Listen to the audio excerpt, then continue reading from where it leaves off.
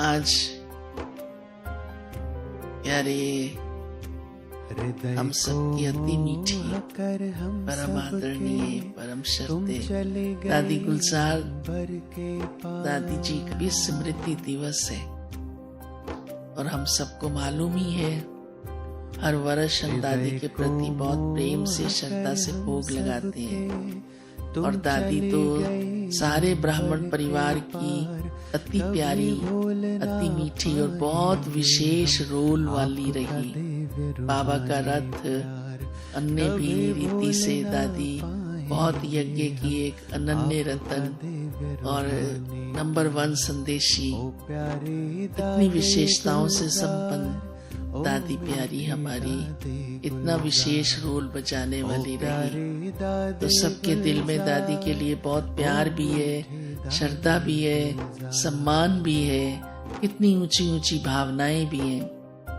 तो आज दादी का ये स्मृति दिवस हम सबको दादी की बहुत याद दिला रहा है और दादी के प्रति विशेष हम भोग भी रखते हैं। तो ऐसे ही उन्हीं भावनाओं से हम आज दादी को अपने सन्मुख देख रहे हैं और आप सबने तो दादी से बहुत पालना ली है। कितना दादी ने ज्ञान रत्नों से हम सबको सजाया है और कितनी रूहानी पालना दे करके आगे बढ़ाया है।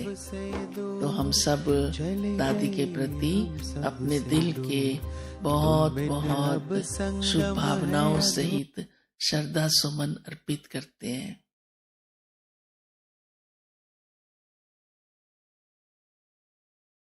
ओम शांति। आज प्यारे बाबा ने संग और कुसंग का रहस्य समझाया है। आम भाषा में भी कहते हैं संग तारे कुसंग बोड़े। अब कुसंग क्या है इसको समझना भी बड़ा जरूरी है। लौकिक रीति से तो संसार में ऐसी कोई एक्टिविटीज होती हैं खराब, उसको कुसंग समझते हैं, परंतु बाबा उसका भी बताते बीज क्या है। क्योंकि संग जो हमें तारने वाला है पहले उसमें आना जरूरी है और वो संग है प्यारे शिव बाबा का। इसीलिए ये भी कहते हैं सत्य का संग तारे। तो शिव बाबा जो है वो गुणों का सागर है, ज्ञान का सागर है। तो उसका संग हमको कैसे मिलता है? जब हम देह के भान से न्यारे हो जाते हैं, मैं आत्मा हूं, तो देह जो है आत्मा को मिलती है। आत्मा अपने को भूलकर देह के संग में आकर बॉडी कॉन्शियसनेस में आ जाते हैं, तो वो कुसंग बन जाता है। क्योंकि देह के कारण, देह की कॉन्शियस के कारण 5 विकार आ गए और वही सबसे बड़ी बुराई आत्मा को एकदम खराब कर देती है। तो बाबा कहते हैं इसलिए आत्मा समझना और आत्मा समझकर बाबा को याद करना, ये है सत्य का संग। इससे हमारा बेड़ा पार होता है।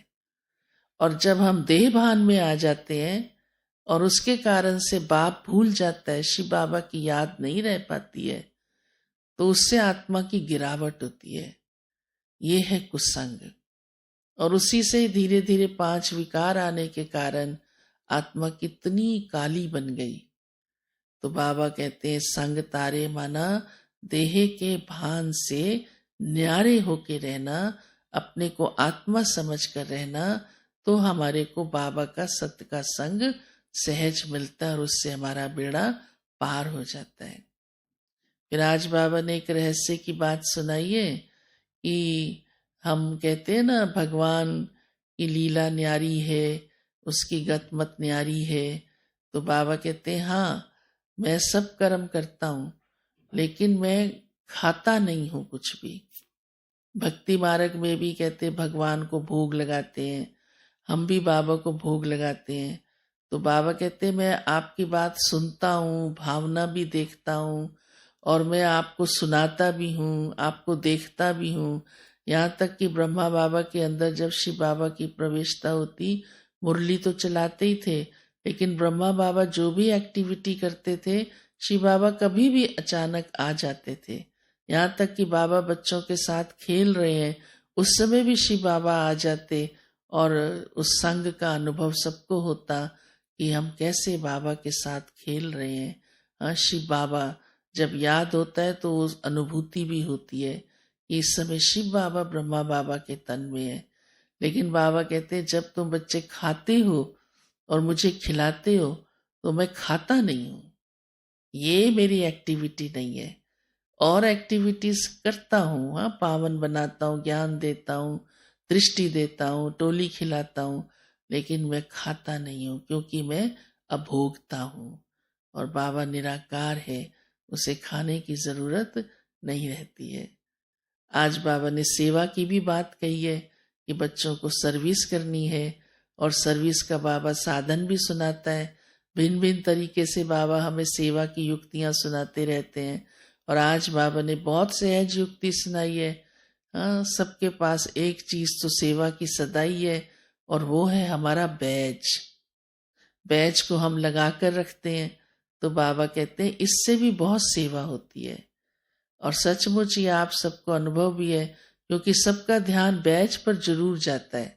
कहीं भी आप खड़े हो बैज पहना है तो कई तो पूछ भी लेते हैं उस समय ये आपने क्यों पहना हुआ है, ये क्या चीज है। तो फिर हम उनको सुनाते हैं कि ये लक्ष्मी नारायण हमारे जीवन का लक्ष्य है। तो सेवा हुई ना, और हम उसके लिए ही पढ़ रहे हैं। आपका जीवन भी ऐसा बन सकता है, आओ तो हम आपको सुनाएं। तो बाबा कहते हैं ये बैच भी बहुत अच्छा साधन है सेवा करने का और बच्चों को सेवा का शौक होना चाहिए। फिर बाबा ने आज हम बच्चों को पंडे का टाइटल दिया है कि तुम बच्चे पंडे हो। और पंडों का काम क्या होता है, रास्ता दिखाना।